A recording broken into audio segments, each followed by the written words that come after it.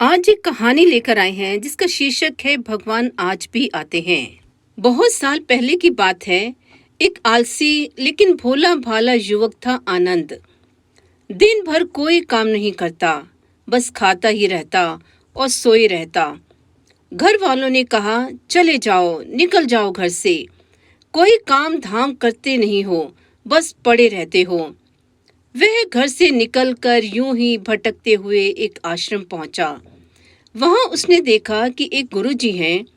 उनके शिष्य कोई काम नहीं करते, बस मंदिर की पूजा करते हैं। उसने मन में सोचा, यह बढ़िया है। कोई काम धाम नहीं, बस पूजा ही तो करना है। गुरुजी के पास जाकर पूछा, क्या मैं यहाँ रह सकता हूँ? गुरुजी बोले, हाँ हाँ, क्यों नहीं, लेकिन मैं कोई काम नहीं कर सकता हूँ। गुरुजी बोले, कोई काम नहीं करना है, बस पूजा करनी होगी। आनंद, ठीक है, वह तो मैं कर लूंगा। अब आनंद महाराज आश्रम में रहने लगा। ना कोई काम, ना कोई धाम, बस सारा दिन खाते रहो और प्रभु भक्ति में भजन गाते रहो। महीना भर हो गया। फिर एक दिन आई एकादशी। उसने रसोई में जाकर देखा, खाने की कोई तैयारी नहीं। उसने गुरुजी से पूछा, आज खाना नहीं बनेगा क्या? गुरुजी ने कहा, नहीं, आज तो एकादशी है, तुम्हारा भी उपवास है। उसने कहा, नहीं, अगर हमने उपवास कर लिया तो कल का दिन ही नहीं देख पाएंगे। हम नहीं कर सकते उपवास। हमें तो भूख लगती है, आपने पहले क्यों नहीं बताया?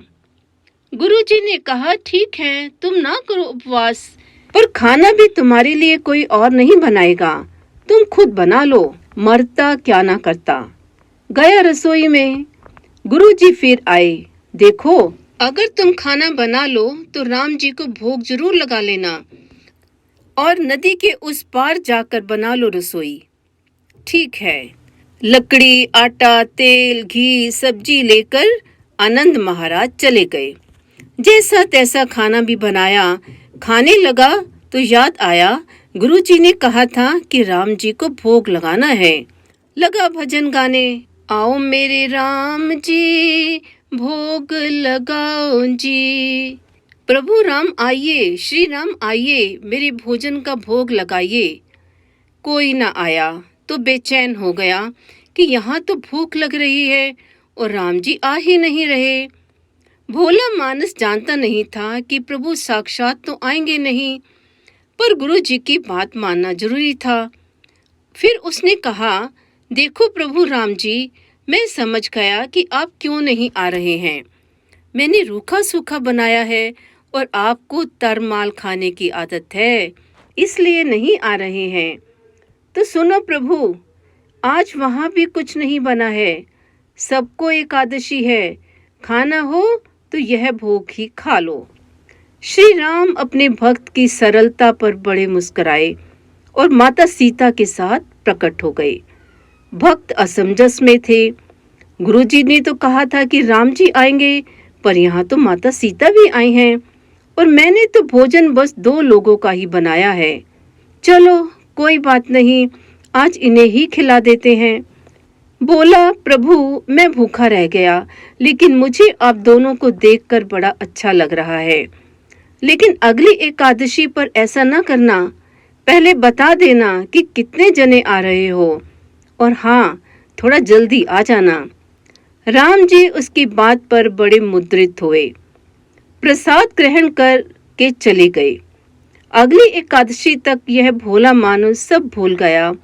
उसे लगा प्रभु ऐसे ही आते होंगे और प्रसाद ग्रहण करते होंगे। फिर एकादशी आई। गुरुजी से कहा, मैं चला अपना खाना बनाने, पर गुरुजी, थोड़ा ज्यादा अनाज लगेगा, वहां 2 लोग आते हैं। गुरुजी मुस्कुराए, भूख के मारे बावला है। ठीक है, ले जा और अनाज ले जा। अब की बार उसने 3 लोगों का खाना बनाया। फिर गुहार लगाई, प्रभु राम आइए, सीताराम आइए, मेरे भोजन का भोग लगाइए। प्रभु की महिमा भी बड़ी निराली है। भक्त के साथ कौतुक करने में उन्हें भी बड़ा मजा आता है।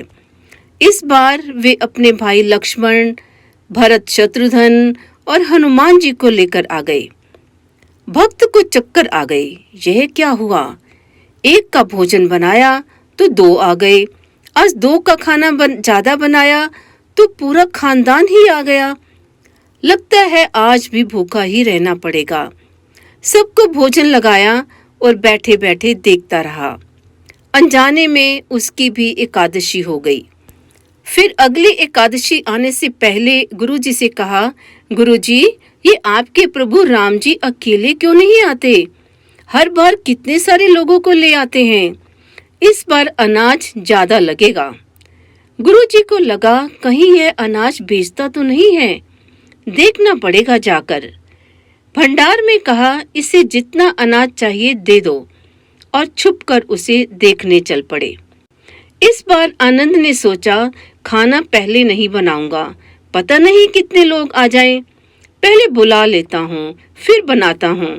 फिर टेर लगाई, प्रभु राम आइए, श्री राम आइए, मेरे भोजन का भोग लगाइए। सारा राम दरबार मौजूद। इस बार तो हनुमान जी भी साथ आए, लेकिन यह क्या, प्रसाद तो तैयार ही नहीं है। भक्त ठहरा भोला भाला, बोला, प्रभु, इस बार मैंने खाना नहीं बनाया। प्रभु ने पूछा, क्यों? बोला, मुझे मिलेगा तो है नहीं, फिर क्या फायदा बनाने का? आप ही बना लो और खुद ही खा लो। राम जी मुस्कुराए। सीता माता भी गदगद हो गई उसके इस मासूम जवाब से। लक्ष्मण जी बोले, क्या करें प्रभु? प्रभु बोले, भक्त की इच्छा है, पूरी तो करनी पड़ेगी, चलो लग जाओ काम से। लक्ष्मण जी ने लकड़ी उठाई, माता सीता आटा सानने लगी। भक्त एक तरफ बैठकर देखता रहा। माता सीता रसोई बना रही थी तो कई ऋषि, मुनि, यक्ष, गंधर्व प्रसाद लेने आने लगे। इधर गुरुजी ने देखा, खाना तो बना नहीं, भक्त एक कोने में बैठा है। पूछा, क्या बात है, खाना क्यों नहीं बनाया? बोला, अच्छा किया गुरुजी आप आ गए, देखिए कितने लोग आते हैं प्रभु के साथ। गुरुजी बोले, मुझे तो कुछ नहीं दिख रहा तुम्हारे और अनाज के सिवा। भक्त ने माथा पकड़ लिया कि एक तो इतनी मेहनत करवाते हैं प्रभु, भूखा भी रखते हैं और ऊपर से गुरुजी को दिख भी नहीं रहे हैं, बड़ी मुसीबत है। प्रभु ने कहा, आप गुरुजी को क्यों नहीं दिख रहे हैं? प्रभु बोले, मैं उन्हें नहीं दिख सकता। बोला, क्यों? ये तो बड़े पंडित हैं, ज्ञानी हैं, विद्वान हैं, उन्हें तो बहुत कुछ आता है, उनको क्यों नहीं दिखते आप? प्रभु बोले, माना कि उनको सब आता है, पर वे सरल नहीं है तुम्हारी तरह, इसलिए उनको नहीं दिख सकता। आनंद ने गुरुजी से कहा, गुरुजी, प्रभु कह रहे हैं आप सरल नहीं हैं, इसलिए आपको नहीं दिखेंगे। गुरुजी रोने लगे। वाकई मैंने सब कुछ पाया, मगर सरलता नहीं पा सका तुम्हारी तरह, और प्रभु तो मन की सरलता से ही मिलते हैं। प्रभु प्रकट हो गए और गुरुजी को भी दर्शन दिए। इस तरह एक भक्त के कहने पर प्रभु ने रसोई भी बनाई। उम्मीद है आपको ये कहानी जरूर पसंद आई होगी। पसंद आई है तो एक लाइक जरूर कीजिए। ऐसी ही और कहानियां सुनने के लिए चैनल सब्सक्राइब कीजिए और बेल आइकन दबाना बिल्कुल मत भूलिए। मिलते हैं एक नई स्टोरी के साथ। अपना बहुत ध्यान रखिए। तब तक के लिए नमस्कार।